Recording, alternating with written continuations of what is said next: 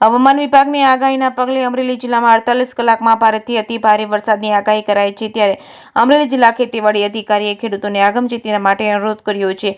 ખેતી કર્યા માટે આગાહીના દિવસોમાં જરૂરી ન હોય તો બિનજરૂરી રીતે ખેતરે જવા માટે નદી નાળા વોકળા ઓળંગવા નહીં કે જળાશયોમાં કે નદીઓની નજીક ન જવા અને સાવચેત રહેવા કરાઈ હતી અપીલ। ખેતી કાર્યોમાં હાલ ખાતરો કે જંતુનાશક દવાઓનો છંટકાવ કરવો નહીં કે ઉપયોગ ટાળવો।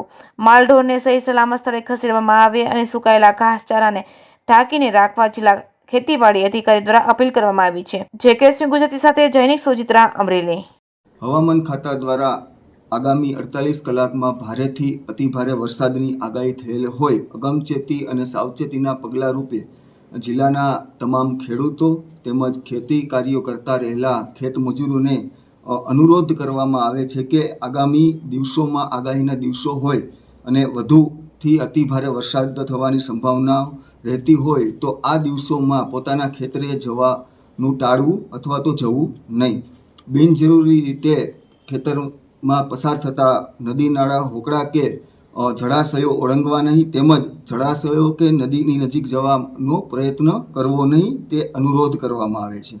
તેમજ હાલ જે ખેતી કાર્યો ચાલુ હોય તો આ ખેતી કાર્યોમાં જંતુનાશક દવા કે રાસાયણિક ખાતરનો છંટકાવ કે એનો ઉપયોગ કરવો નહીં અને પોતાના પશુઓને ખૂંટાથી છૂટા કરી દેવા તેમજ સલામતી સ્થળે પોતાના પશુઓ પણ સંભાળીને રાખવા આથી અનુરોધ કરવામાં આવે છે।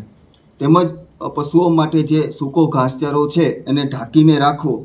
આ તમામ બાબતે અગમચેતીના પગલાં રૂપે સાવચેતીપણેથી સભાનતાપૂર્વક વર્તી અને તમામ ખેડૂતોને વહીવટી તંત્રથી વારંવારે જે સૂચનાઓ આપવામાં આવે છે એનું પાલન કરવા તમામ ખેડૂતોને વિનંતી કરવામાં આવે છે।